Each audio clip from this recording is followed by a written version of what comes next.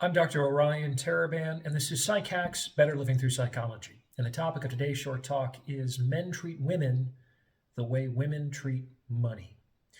So, after my episode, Women Treat Men the Way Men Treat Jobs, I got a lot of requests for the complementary treatment. Basically, what are women to men? After giving it some thought, this is the result. Just keep in mind what I said in that previous episode, that it was understanding where women were coming from that helped me to make sense of a lot of otherwise painful and bewildering things that women did. And this understanding helped me to heal, accept, and ultimately enjoy more fulfilling relationships with women. My intention here is to do the same thing for you, ladies. If you can understand without judgment where men are coming from, this should help you heal, accept, and ultimately enjoy more fulfilling relationships with men. The key here is without judgment. It may be asking too much, but there it is. And that's the spirit in which all of this is being given. I'm here to help. Now, before I get into it, please remember to like this video and subscribe to this channel. It takes less than a second, costs you nothing, and it's a great way to show your love. Thanks for your help.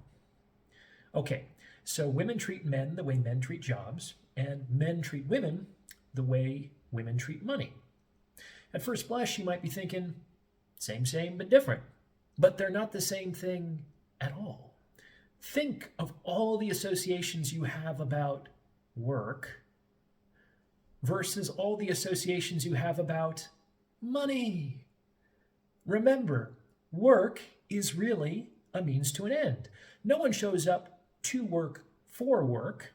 They show up for a paycheck.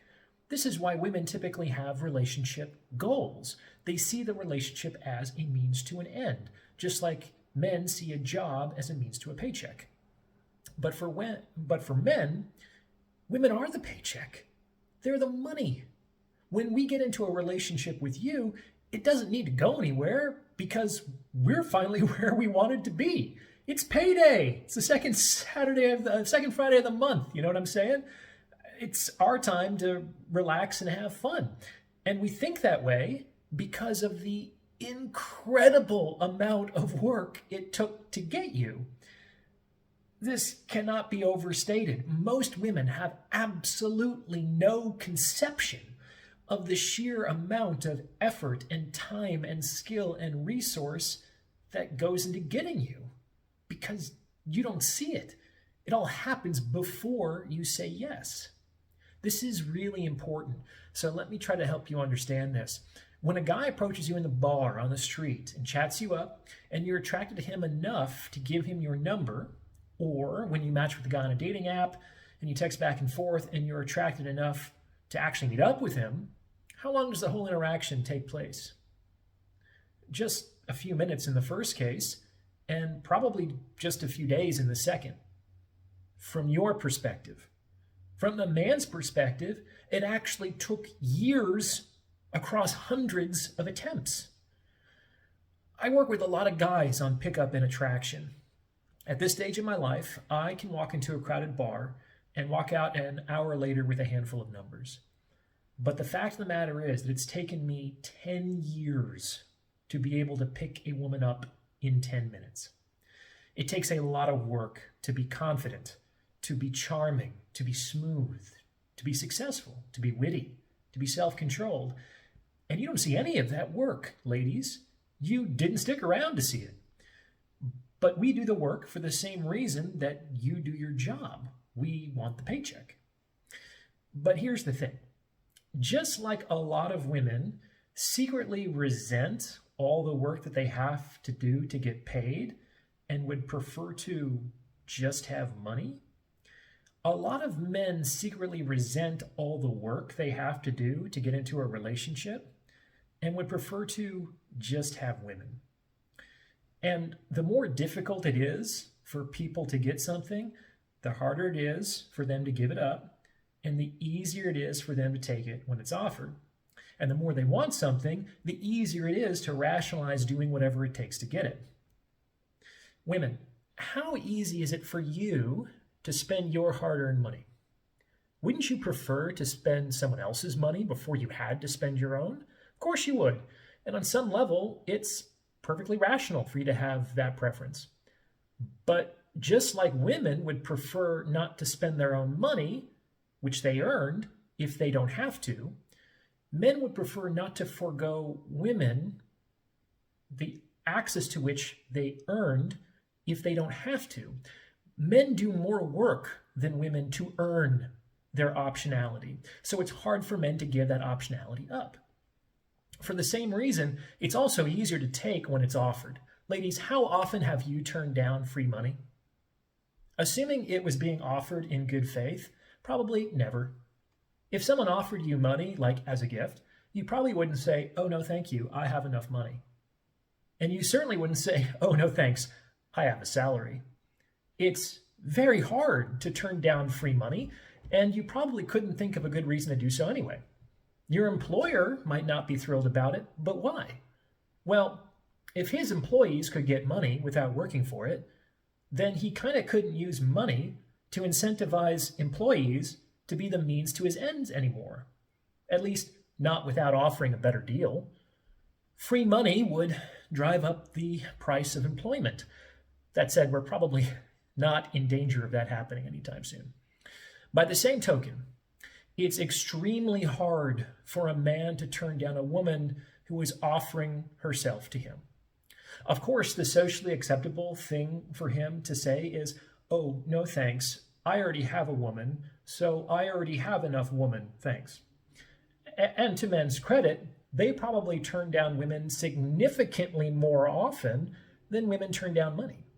However, it's very, very, very, very hard to do so. And of course, it doesn't always happen. His woman might not be thrilled about it, but why?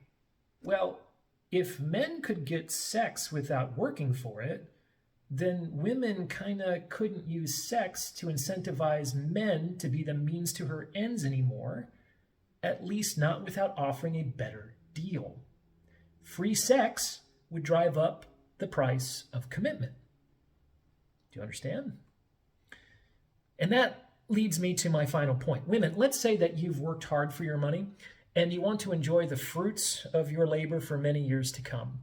So you decide to consult with a financial advisor on how best to invest your hard-earned cash. Do you think that advisor would ever, under any circumstances, ever counsel you to put all of your money in one stock? Of course not. No one in their right mind would advise you to do that. The advisor would tell you to diversify your portfolio because in case the market goes south, you're not going to be completely taken to the cleaners. Do you see? The diversification of your portfolio is an essential component of husbanding your finances properly. What a strange coincidence that word would show up in that context. Huh? By the same token, a lot of men, let's say, diversify their portfolios with women. Ladies, it's not personal. In fact, if you can look at it objectively, it's kind of the rational move. Just like it's not really prudent to invest your life savings in only one stock, a lot of men correctly see the risk of investing entirely in one woman, especially if that woman could leave at a moment's notice with no real recourse. And I'd like to argue that this is potentially as much a part of man's nature as it is a part of woman's nature to choose the best available compensation package or to leave a pre-existing position for a better offer. Shaming and blaming, either way, does little to change reality. Contrary to what the internet will tell you, a man is not necessarily a narcissist if he has more than one woman. He could be, but he's not necessarily. According to one study, link in the pinned comment below, 46% of men, 46%, admitted to maintaining a sexual relationship with more than one person during the same time period. And that's just the percentage of men who admitted to it. On the contrary, epidemiological studies approximate that about 5% of all people are narcissists. When men have other women, they don't do so because they're pathological. How can it be abnormal when half of men do it. When men have other women, they do so because it's really, really hard to turn down free money, and it's really, really stupid to invest all your money in one stock. Ladies, the more you look at how you treat your own money, the more you'll understand how men are going to treat you. And the more you accept reality, the more things start to make sense, the faster you start to heal, and the sooner you start to get what you want. I know it's hard to see things from the perspective of the other side, but trust me, it is worth it to make the effort. What do you think? Remember to be respectful and let me know in the comments below. Thanks for listening.